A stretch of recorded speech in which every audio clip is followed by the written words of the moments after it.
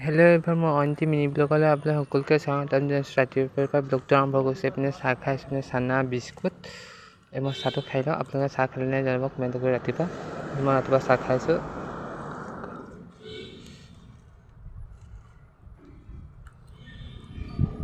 তাৰপৰা চাহ তাহ খাই হৈ যোৱাৰ পিছত এইপিনে আম ল'লোঁ কাটিবলৈ। আমাৰ ঘৰৰ ওচৰৰ বৰমাইজনী যিহেতু আম গছ আছিলে, আম দিছিলে খাবলৈ।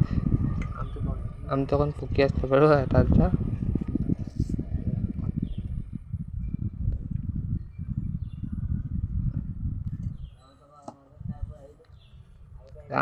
আমটো খাব বহুতে ধুনীয়া আছিলে, কিন্তু দেই পুকীয়া হ'লেও তাৰমানে গোটেইকেইটাত পুকীয়া ওলোৱা নাই, এটা দুটাত ওলাইছে আৰু এটাত ওলাইছিলে।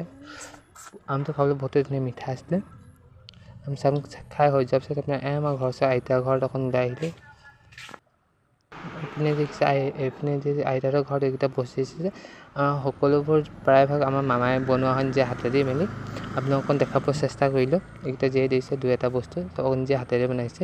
গোটেইকেইটা নহয়, কিন্তু দুই এটা বনাইছে।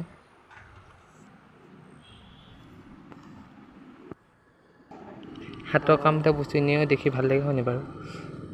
তাৰপৰা এইপিনে ঘৰলৈ আহিলোঁ। মায়ে পাস্তা আৰু চাহ বনাইছিলে। আবেলি সময়ত পাস্তা আৰু চাহ খালোঁ। আজিলৈ মোৰ মিনি ব্লগ ইমানেই।